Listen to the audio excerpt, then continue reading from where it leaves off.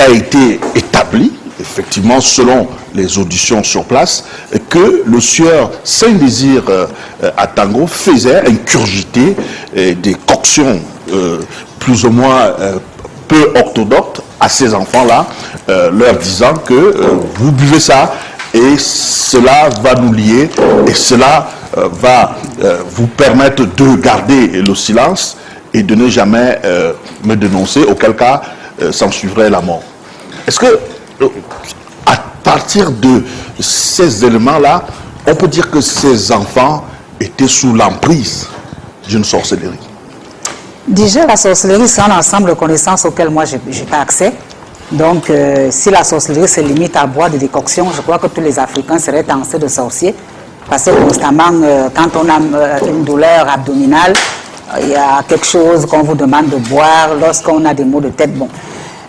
Dire que ces enfants étaient sous l'emprise de la sorcellerie, moi, je ne pense pas. Parce que lorsque j'écoute encore M. Saint-Désir s'exprimer, il fait appel à d'autres connaissances. À savoir quoi? La décolonisation. Il parle de la libération de l'Afrique à travers tout ce qu'il est en train de manifester. Il parlait de la pureté du sang.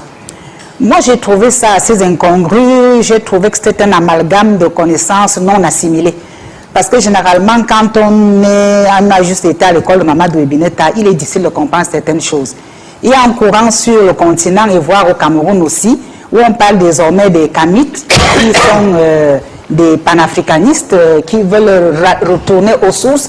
Je crois que quelque part dans ces élucubrations, il faisait un peu ressortir ça. Et tout de suite, moi, ça m'a fait penser au passage du professeur Omotunde au Cameroun, qui a eu des travaux avec le Cerdo Tola. Ça m'a fait penser au collège des philosophes de l'université qui sont membres de cette académie-là, qui justement parle d'afrocentrisme, parle d'africanisme, parle d'africanité, parle de panafricanisme.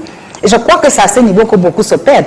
Parce que, indépendamment de Saint-Désir, nous avons sur la scène au Cameroun beaucoup de compatriotes qui désormais ont des loques sur la tête, ingurgitent des choses assez dures, telles que des drogues, et qui estiment que de cette manière, ils vont au nirvana, ils retournent, n'est-ce pas, aux sources. Bon, ces incongruités-là, moi, m'amènent plutôt interpeller les philosophes qui ont connu des travaux là-dessus et qui ont des ouvrages qui ont paru, qui sont un peu trop élevés pour l'imagerie populaire. Donc, j'appellerai encore ces philosophes d'utiliser un peu la connaissance lambda pour amener les Camerounais sur l'état du triangle national, expliquer ce que c'est que l'africanité, ce que c'est que l'afrocentrisme auquel nous n'avons pas tous accès, afin que les autres comprennent un peu que lorsqu'on parle de ça, enfin, pour le peu que je peux apporter ici aujourd'hui, c'est la quête de l'identité de cet Africain hybride qui a un passé déconstruit, un futur non construit encore et qui se cherche, qui veut se définir par des qualificatifs propres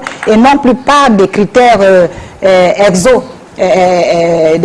exogènes qui ne sont pas les nôtres. Parce que par le fait de la colonisation, le fait de l'impérialisme, le fait de la néocolonie, on nous taxe de beaucoup de mots qui sont souvent blessants, qui sont péjoratifs et qui ne sont pas nôtres.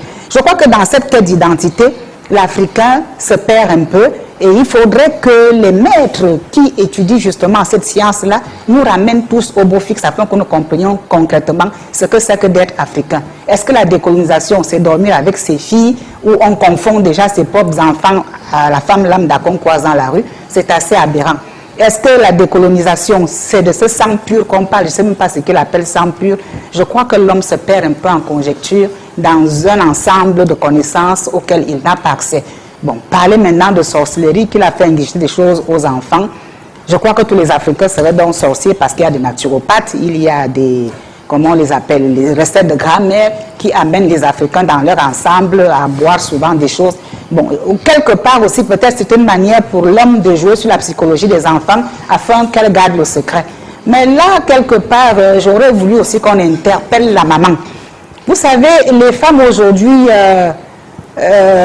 ont à prendre des responsabilités en société.